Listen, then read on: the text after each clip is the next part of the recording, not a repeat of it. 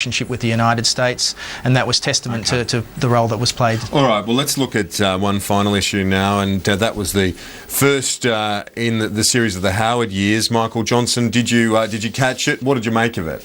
I did, Kieran. I enjoyed it very much. I thought it was compelling TV. I thought it was fascinating, and I thought it was objective, and I liked very much the way it was done without commentary, where the key players were able to speak from their own lips and to share their views and thoughts and their reflections on the times. I mean, I was part of the Howard government for 2 terms, and looking back on the program last night, it was terrific, very historical, very relevant. And I think all of us who are interested in politics, interested in our country's political history and the future of our country, I think I commend the program to them. And the ABC, I want to compliment them as well. Well, Michael, the Peter Costello obviously had some tensions there early in the piece. It shows that the leadership issue was something that went back quite a while. Oh, Peter Costello's a star performer, and I'm sure that the Labor Party would like to have one of their own Peter Costellos. This is a guy who's the most eloquent speaker in the Parliament. This is a guy who's probably the smartest guy in the Parliament, and this is a guy whose contribution to the current situation where Labor can spend money to tackle the economic challenges we have is only because of people like John Howard and Peter Costello. And let's thank our lucky stars that we're not that we're not leaving the Rudd government a mess to govern from. They are inheriting the best set of economic figures for a very long time in which to tackle the challenges we have.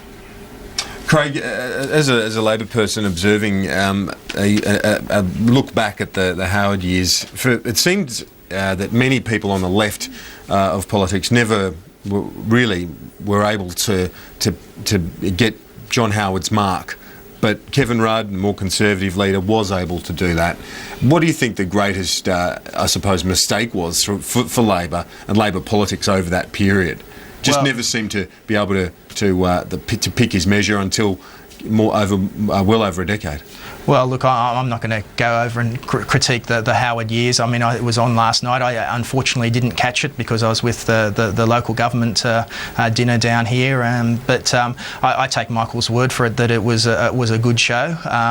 What's interesting about Michael's response is it's probably typical of the Liberal Party that they enjoy looking back in terms of what's happened in the past and what they did in those years of government. But what I think the Australian people want from a government is what you're going to do in the future, and we've had precious little of that from the Liberal Party.